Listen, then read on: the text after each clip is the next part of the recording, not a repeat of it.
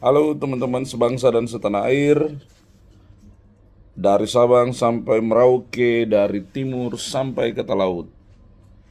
Hari ini hari kedua dari rangkaian perjalanan saya dalam rangka mengisi waktu eh, cuti Natal dan Tahun Baru. Saat ini saya berada di kota pahlawan, kota Surabaya, kota yang tentu saja memiliki makna sangat besar, sangat mendalam dalam arti heroisme perjuangan Indonesia. Di kota ini Bung Tomo membakar semangat arek-arek Surabaya dalam Palagan 10 November yang sangat epik. Dan di kota ini juga begitu banyak hal yang saya coba untuk mengingat-ingat kembali memori-memori yang pernah ada di sini ketika di awal-awal bekerja di Kementerian ATR BPN.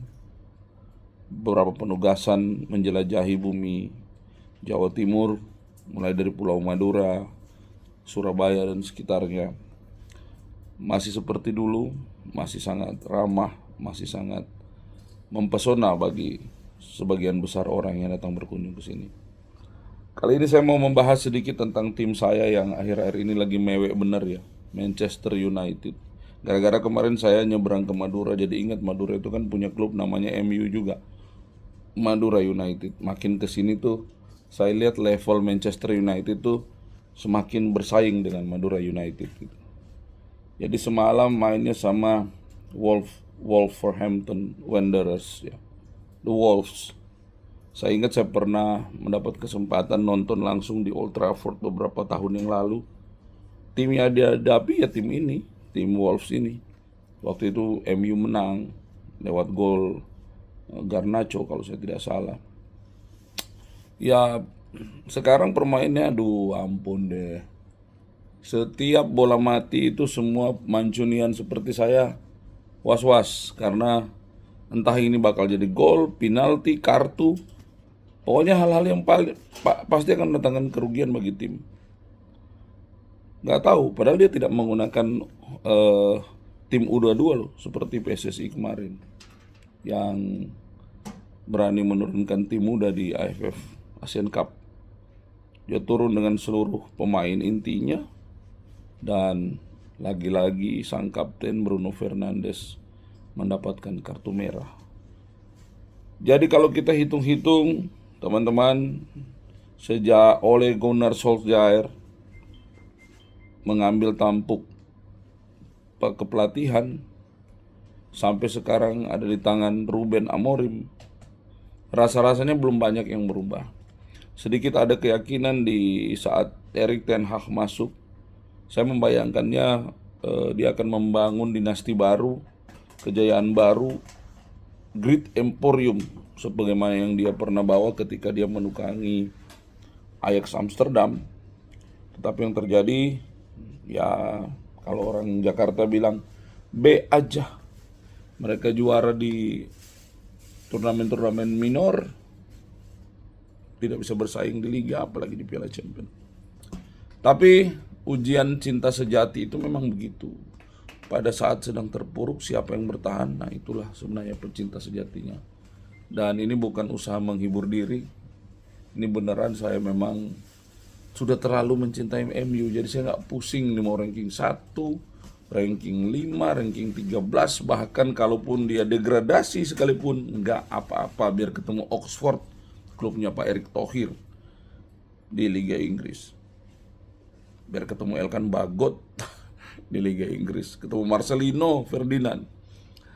Ya kita lihat saja apakah Amorim bisa memberikan perubahan, apakah mereka akan bergerak naik, tidak tahu. Pokoknya saat ini permainan MU hanya bisa direkomendasikan untuk mereka yang betul-betul mencintai. Tidak, bukan untuk para penggemar bola kebanyakan, karena permainannya sungguh tidak menarik saudara.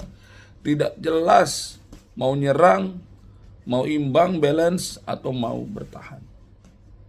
Itulah kesan saya tentang klub kesayangan saya. Tapi kita tetap GGM, go Manchester. Kita tetap orang Manchester United, because Manchester is always red, not blue. Oke, itulah cerita tentang Manchester United. Sekarang kita berpindah ke cerita yang lain. Cerita mengenai perayaan Natal dan Tahun Baru. Tahun ini terima kasih sekali kepada saudara sebangsa dan setanah air atas sikap toleransi yang luar biasa, kasih sayang yang luar biasa, sehingga perayaan Natal dan rangkaian menuju Tahun Baru begitu damai, begitu bersahabat, begitu kusuk. Umat Kristiani yang merayakan di seluruh penjuru negeri bisa merasakan kedamaian.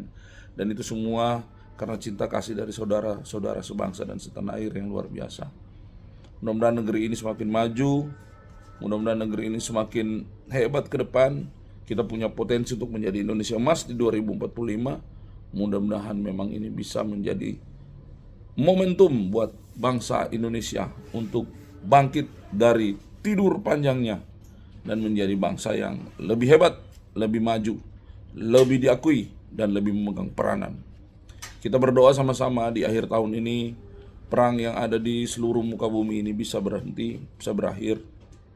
Konflik-konflik yang ada di Timur Tengah, konflik Rusia-Ukraina, konflik-konflik yang melibatkan negara-negara di Timur Tengah bisa berakhir.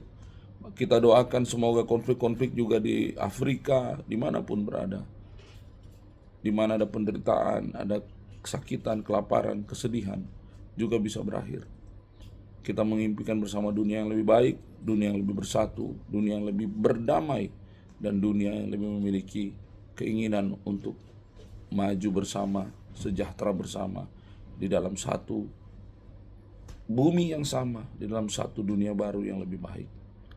Dan doa-doa ini tentu saja harus kita aminkan, karena masa depan kita peradaban umat manusia haruslah dibangun di atas pondasi perdamaian dan kesejahteraan serta keadilan.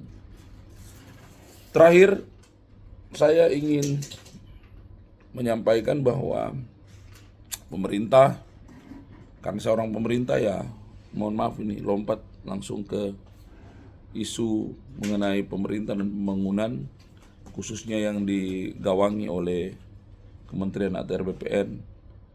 Target-target prioritas nasional terus berjalan, masyarakat juga harus mulai memberikan kepercayaan lebih bahwa kami institusi terus bergerak lebih baik.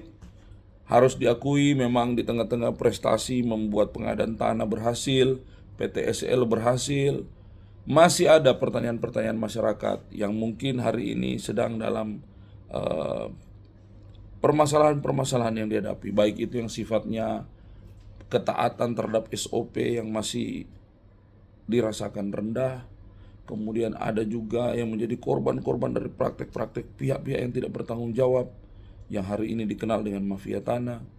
Ada juga mereka yang mungkin sedang menghadapi land dispute, ownership dispute, yang hari ini sedang bersengketa karena lahan, meskipun itu bukan masalah pelayanan BPN, tetapi ketika berkaitan dengan tanah atau lahan, memang BPN akhirnya harus memberikan concern juga.